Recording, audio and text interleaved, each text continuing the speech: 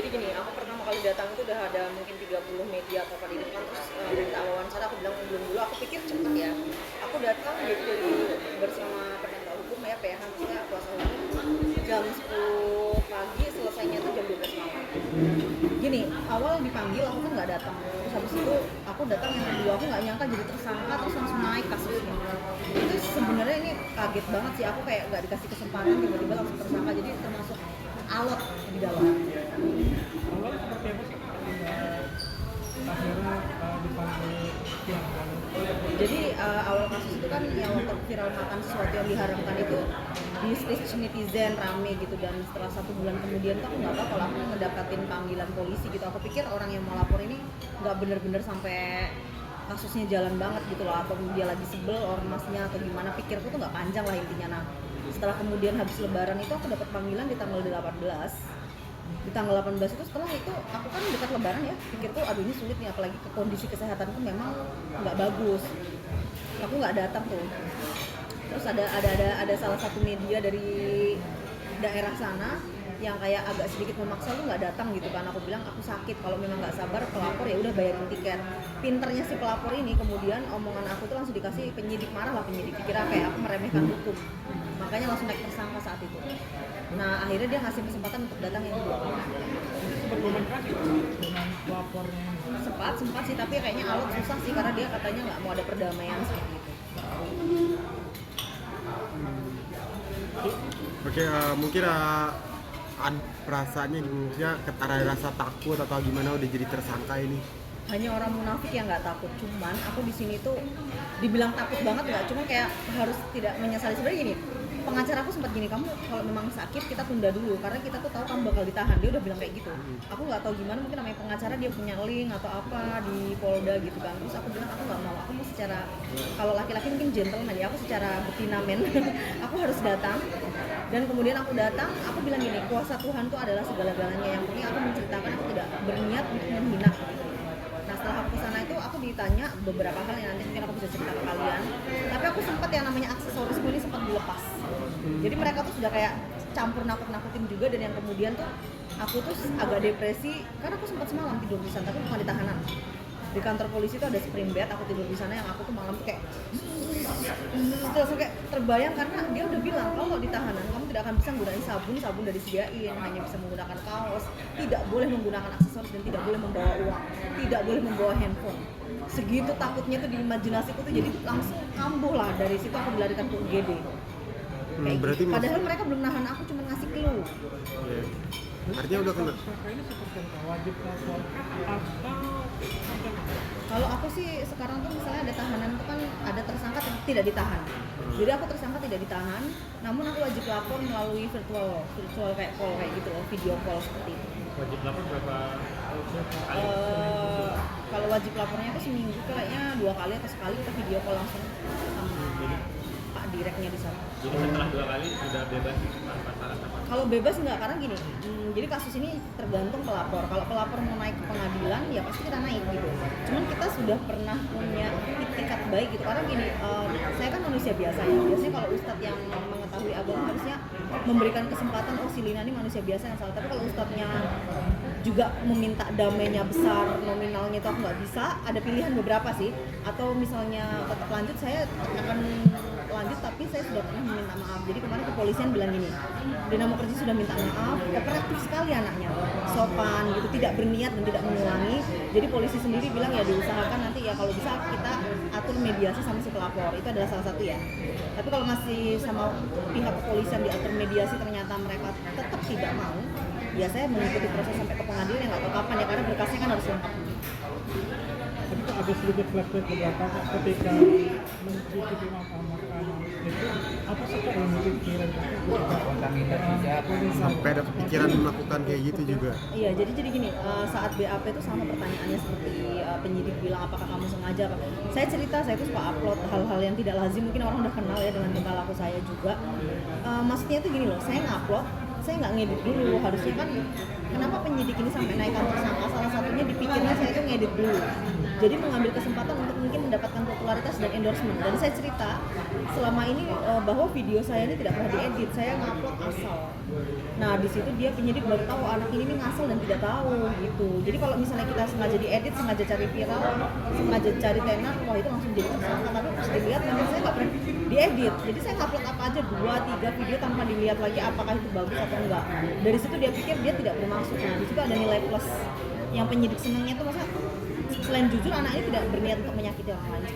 Tapi kan saat kakak yang mencoba, kan kita tahu sendiri Bella itu kan nggak buat baju kita kan.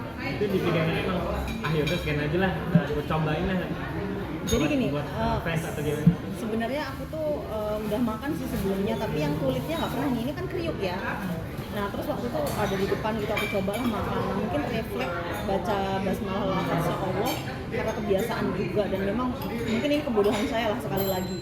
Harusnya jangan kayak gitu karena memang kita tuh gini, kita selalu bisa bilang oh tidak menyinggung, tapi orang lain kan nggak tahu, apalagi itu kan mungkin sakral banget gitu loh. Jadi saya tuh juga mengakui salah, tapi sebenarnya sudah mengakui salah gitu kan saya udah bolak-balik minta maaf 5 kali, tapi kan kembali lagi sakit hatinya orang kita nggak tahu.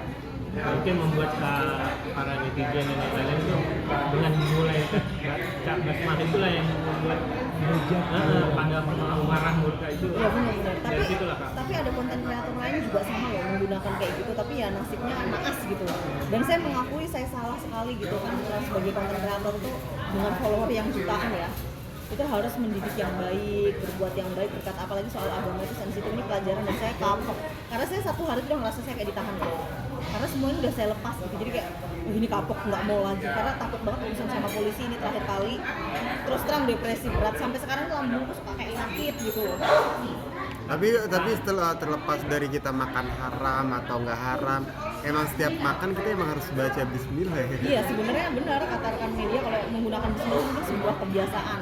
Tapi maksud aku gini, ke depan mungkin BAB ini kan sensitif di kita gitu. Jadi aku lebih harus berpikir orang tuh bisa nggak suka, lo tuh tahu haram orang nggak suka. Jadi sensitif orang beda. Ada Kayak timbul misalnya kita minum alkohol gitu, mungkin nggak sesensitif makanan ini gitu.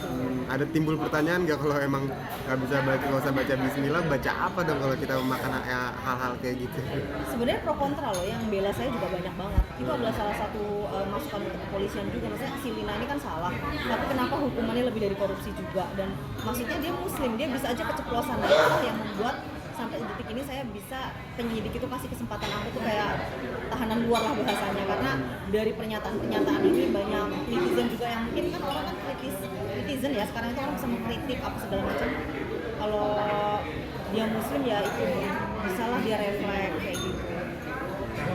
Dampak apa sih ketika mulai nanti penampilan barang-barang itu dampaknya seperti apa menghujatkan netizen? Kayaknya saya buka semua YouTube, semua platform sosial media, isinya wajahku sendiri deh. Dan itu semua pada komen mampus lah, apalah gitu kan. Sebenarnya saya kalau dihujat nggak masalah loh. Bukan itu sih, tapi lebih kayak emang sanksi sosial itu besar kalau urusan hukum sih. Kalau dihujat kan kita bisa tutup telinga, tapi kalau kita dipanggil penyidik terus diancam mau diciduk, itu udah lebih kayak teroris, mengerikan sekali. Dan saya sampai sekarang ini kayak merasa disambar petir, ini kok bisa hal ini terjadi. Biasa kan sekali rekan artis nih ditangkap, entah narkotika lah, entah pencurian lah, entah ini entah itu. Terus saya cuma ngeliat nih dia ditangkap ya. Habis itu dia nangis-nangis terus rekan media ngolok-ngolok gitu. Aku tuh suka dalam hati, sekarang saya ngeliat sendiri ketika saya ditangkap gitu kan, tiba-tiba langsung tapi nggak ada media yang teriakin loh, terima kasih buat rekan-rekan media, nggak ada yang ngina aku, ini kamu kerja kamu, nggak ada, semua baik loh, cuma nanya ini hari di set. Kalau artis lain, woi yang suka diteriakin kayak gitu, yang kasar-kasar, aku udah ngebayangin nih, waduh kalau di depan media aku diteriakin mental kayak apa. Sosmed kan kita bisa nggak lihat, kalau rekan media kan kameranya nyorot, tapi nggak ada sih yang ngomong itu. Aku thank you banget walaupun mereka suka beritain kadang yang nggak sesuai, tapi ternyata pas di depan punya respect ya. Mungkin karena kasusnya juga bukan yang membunuh orang sih, jadi kayak mereka tuh lebih respect aja gitu sih. Itu sebagai wartawan sih harus respect sama narasi. Tapi suka wartawan juga neriak-neriakin orang. Kak, terakhir dari saya, saat bikin konten itu setelah edit ada pikiran itu kok bisa ada perasaan minta maaf itu pas setelah viral apa sebelum viral, aduh gimana ya? Kalau awal sih aku nggak ngerasa salah, maksudnya awalnya kan gini, aku pikir aku nggak menyakiti, karena kalau menista tuh gini kayak maaf ya, dulu adalah pejabat yang kalian tahu siapa gitu kan, dia nyebutin ini begini, ini kitab suci begini, aku pikir begitu. Jadi aku tuh awalnya tidak berpikir kalau aku tuh menista. Setelah viral, apa segala sesuatu kan setelah viral, nah itu jadi banyak ulama turun, makanya polisi kan pasti akan ada tekanan dari masyarakat ketika ulama ormas turun, di situ lah polisi cepat-cepat ngamanin aku seperti itu karena katanya sangat meresahkan sekali dan viral sekali. Tapi mulai dari belakang mulai aduh. Kalau aku Sama kami. aku udah mulai agak nyesel nih, banyak Gus Miftah, Ustadz nyentil kan, aku langsung kayak aduh kayaknya nggak enak juga nih kalau bermasalah sama Ustadz nih, panjang banget. Cuman aku udah minta maaf di beberapa media, cuman kayaknya pelapor ini memang mungkin ya kita nggak tahu lah sakit hatinya orang seperti itu. Oke, Pelajaran, berhati-hatilah berkata karena mulutmu harimau. Jadi saya tuh sebenarnya kalau sama netizen tutup muka ya, tapi adalah musuh nih, kita kan punya musuh pasti ya, langsung ngechat mampus lu, mulut lu harimau lu. Jadi kalau musuh kita yang gituin kita tuh kan kita rasa wah dia seneng nih kalau kita digituin, jadi kita harus menjaga supaya musuh kita tidak punya celah untuk jatuhin kita. Ini kan salah satu kejadian ini menjatuhkan diri sendiri dengan tidak sengaja kan. Nah, kedepannya apapun yang terjadi jangan sampai musuh bisa menertawakan kita sih kalau Akan lebih berhati-hati dalam membuat apapun. Maksudnya gini, kalaupun kita mau seksi lah atau apa, jangan agama, ras, dimana kita menyakiti salah satu golongan. Karena apalagi kan agama itu di Pancasila ketuhanan yang Maha Esa, mau apapun itu. Oke, jadi kan kemarin kan sempat nginep ya, sempat nginep di kantor polisi. Iya, nginep 1 hari. Itu imbasnya kan kena mental gak sih? Karena mental banget, aku kayak nggak percaya. Ada kayak maksudnya konsultasi ke dokter gak?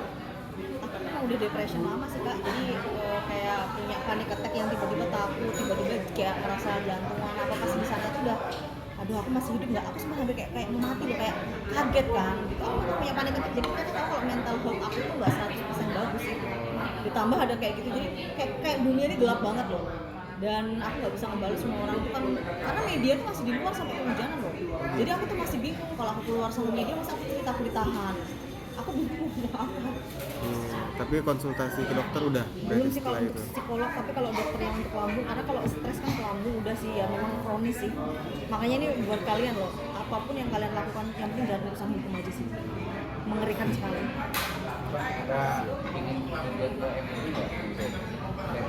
Ya bolehlah rasis banget.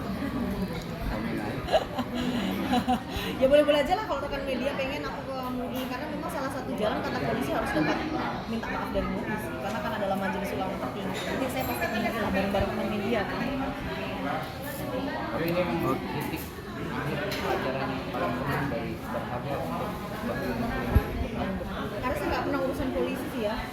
Kalau urusan polisi, urusan hukum, urusan pelapor itu ininya gede loh kita. Pasti banyak yang maksudnya kita kan ngeluarin loh, contoh kayak aku ke Palembang kan ngeluarin uang, maksud aku kita akan banyak mengeluarkan materi seperti itu loh. Di luar sanksi sosial kita akan ngeluarin banyak uang yang akhirnya merugikan diri gitu loh. Tapi sampai sekarang masih buat konten kan? Sampai sekarang masih buat konten kan?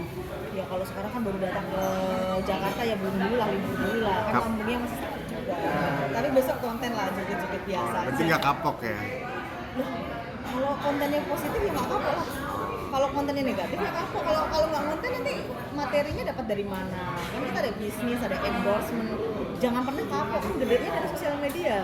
Masa kita meninggalkan sesuatu yang sudah membesarkan? dari keluarga, teman-teman.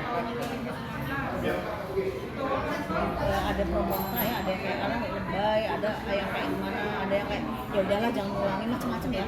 Beda persepsi, beda orang, kayak selebriti ada yang mengomentari Lina terlalu berlebihan atau apa ya. Intinya apapun yang terjadi aku belajar sangat banyak aja sih.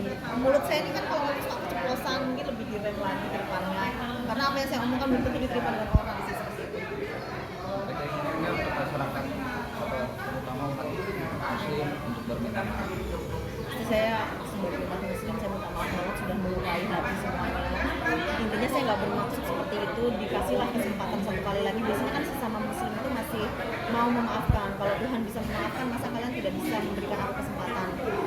Dan ke depan siapa tahu aku menjadi konten yang lebih memberikan edukasi yang lebih baik dari kejadian ini. Jadi untuk umat muslim saya mohon maaf sebesar-besarnya, diberi kesempatan lagi. Terima kasih. Oke. Ini tetap ya menjalani karena ini negara hukum. Iya, kalau proses ya tetap itu, tapi untuk tidak ditahan aja aku udah bersyukur. Setidaknya bisa cari uang lah sekarang. Nah,